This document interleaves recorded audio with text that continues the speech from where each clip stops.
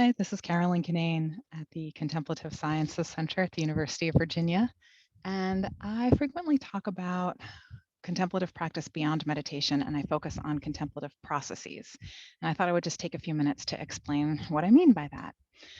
So, my passion is with how contemplative processes can show up in everyday life, in the administrative work that we do, the academic work that we do.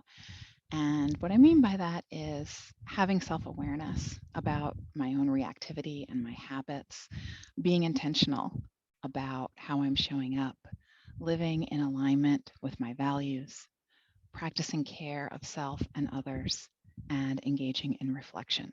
So, self awareness, being intentional, living in alignment with my values, practicing care, and engaging in reflection. That's what I mean by contemplative processes.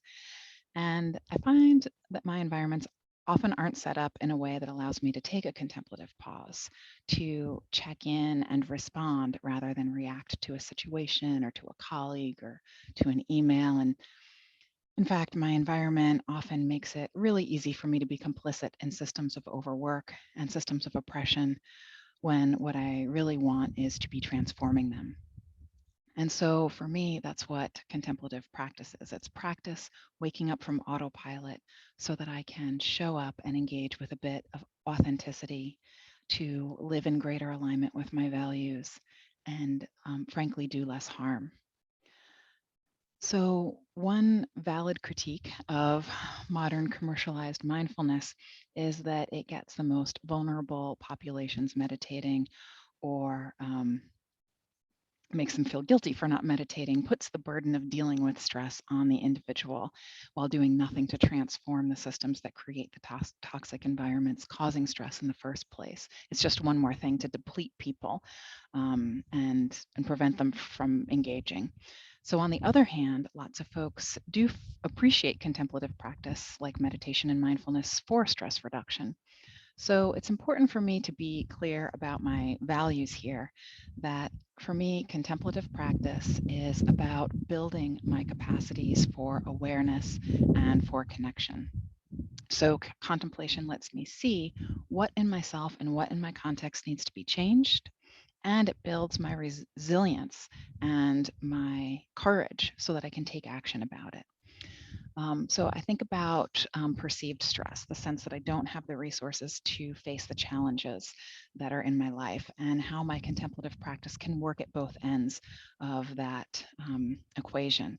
So I can build my sense of resourcefulness by contemplative practices that make me feel physically strong. I can walk in nature to sense its abundance. I can call and connect with friends to re-engage with my community to feel resourced. And then at the other end, I find that when I'm buried in challenges, it's difficult for me to identify them precisely, to contextualize them, and to prioritize them.